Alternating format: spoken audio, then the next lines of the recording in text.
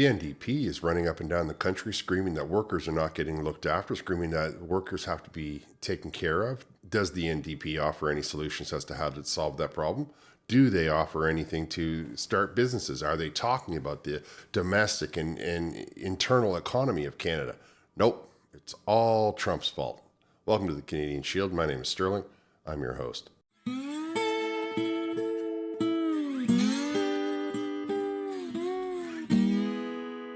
Jagmeet Singh and Charlie Angus are both NDP MPs, federal MPs, and they are both in this episode.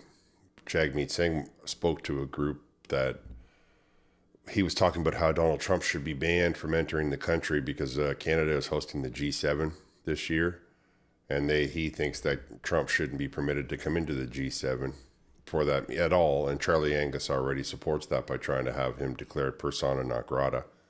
Can you imagine the idea that on the one hand, these guys want Donald Trump to do what they want diplomatically with the tariffs, but on the other hand, they want to just embarrass him and try to humiliate him. Somehow in their minds, he's not going to take it personally.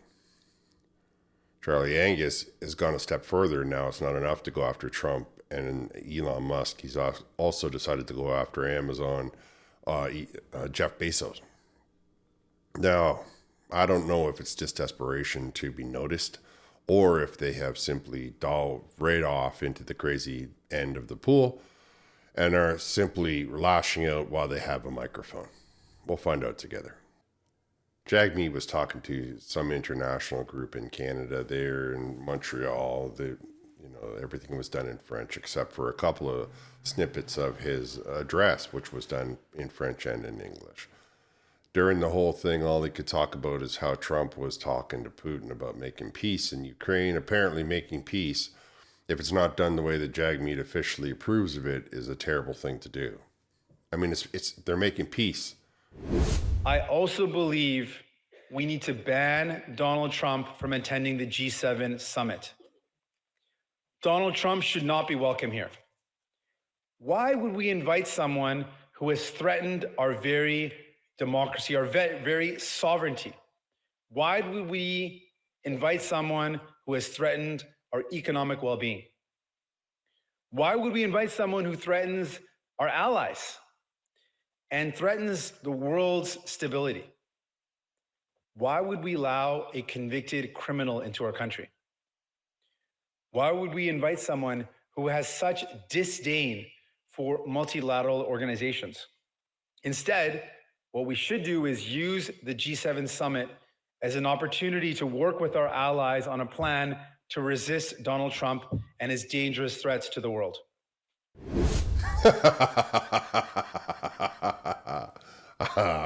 I'm just going to say it out loud. This guy's a clown. He's supposed to be the leader of a political party in Canada. He's supposed to be mature, not acting like he's in grade 5, and he's mad at some guy over because he talked to somebody he didn't like, so he's not going to invite him to his pool party, or he's not going to invite him to his birthday party, and that'll teach him, that'll show him. There's no maturity, there's no diplomacy in anything that he's describing.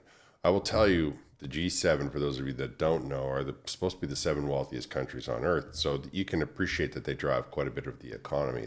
Canada, the United States, France, Germany, Japan, the United Kingdom, and Italy. There's no arguing that Italy has a great relationship with the United States of America. France was just there a couple days ago. Japan just hammered out a deal with the United States to buy all of the processed LNG that Canada can supply to the United States. They're going to send it over to Japan, and in a minute they're going to send it right out of Alaska because they're not fools, and they're building a LNG plant in Alaska. So really, what you're expecting us to do, Jagmeet, is to stop being part of the G7, because all of the countries that I just listed are much happier being in bed with the United States than they are with Canada. Canada refused to give Japan any LNG. Canada called Italy out on their LGB thing, and which was a ridiculous move considering that Italy has probably some of the oldest LGB rules in the history of, in modern history at least. But it doesn't stop Justin Trudeau from flapping, and doesn't stop your buddy Justin Trudeau from going on about how he doesn't agree with the way that they do things. And I remember when the last time the G7 met that he was quite rude to the Italian prime minister. And if you think for 1 minute that they're not going to remember that in Italy, then you don't know a single solitary Italian, because they don't let those kinds of things go, not easily anyway. Now, if you want to rant and rave and act like a grade five, then you need to resign your post in the NDP. I think that that's probably what's best. The second you resign, you never know. The NDP might get a kick, just like the Liberal Party is supposed to have gotten. You can resign, you can start a YouTube channel, and you can say whatever you like, however you want to say it. In the meantime, your behavior in demanding that Donald Trump, the leader of the strongest economy on earth, the man who has the power of the pen to harm or not harm the Canadian economy, you should be talking to him like he's the man that has all the juice, not talking to him like somehow you're going to gang up on him with all of the other countries. Do you not understand that there's nothing that the Americans need from those other countries, but those other countries need everything from the Americans? Canada has destroyed its industry. So even though Canada could provide all of the same things and more in many cases, because of the far left policies of the NDP and the Liberal government over the last 10 years, and by extension, the far left over the last 20 years, all of Canada's manufacturing has been taken out of the country. And as a result, we can't provide them anything. I mean, we can barely provide it for our own people. So I think that, you kind of need to switch your focus up, Jagmeet Singh, or, resign leadership of the NDP party, and then you can just do whatever you like. Just like your subordinate Charlie Angus is doing. Now that he's decided that he's not going to run again, he's running around the country starting all kinds of beefs with various American businessmen and leaders. His current fixation seems to be about Jeff Bezos, who's the owner of, or whatever it is, the CEO of Amazon. And Amazon had a union form in Quebec. And as a result, they shut down all of the 7 warehouses that were operating under the Amazon mantle in Quebec so that they didn't have to incorporate a union. And somehow Charlie Angus thinks that he's done something against Canada by protecting his own bottom line and to not wanting his company to be unionized. Somehow in Charlie Angus's mind, this is like a personal attack. But today I'm asking all Canadians to come and show their solidarity with their Quebec brothers and sisters, because what has happened in Quebec under Jeff Bezos is a crime against our country. And for my friends all across Canada who are watching Jeff Bezos laugh at us, tomorrow is the national boycott of all things American and capitalist American. But the boycott of Amazon has to be more than one day. It has to be a total, full-on boycott. So my message this morning is really simple. Jeff Bezos is going to walk away on us. Well, let's walk away on him. I'm asking everyone in this country to support the boycott, to ensure that Amazon doesn't get one more dime out of us until they come back to the table and do the right thing. We'll take any questions. Thank you. Well, they're both clowns. What I want, before I talk to you about it, I want to show you, he says that they're ready to take questions. And then I want you to hear the very first question he was asked. I have a question for Mr. Angus. We're seeing polls that are showing a decline in support for the NDP party. I'm wondering if you think it was a mistake that the NDPs were aligned with the Liberal Party for so long. I'm here to talk about Amazon. I don't give a damn about polls. We have a boycott that we're going to run. Thank you.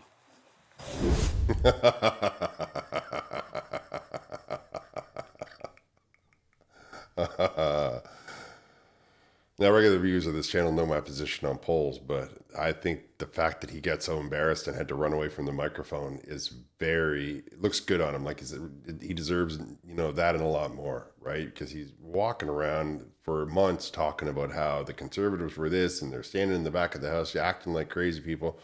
Now, when he's confronted with the evidence of the bad moves that they've made, he's got nothing to say. He can't even look the reporter in the face, who doesn't want to talk to him about his position on Amazon or Donald Trump or Elon Musk.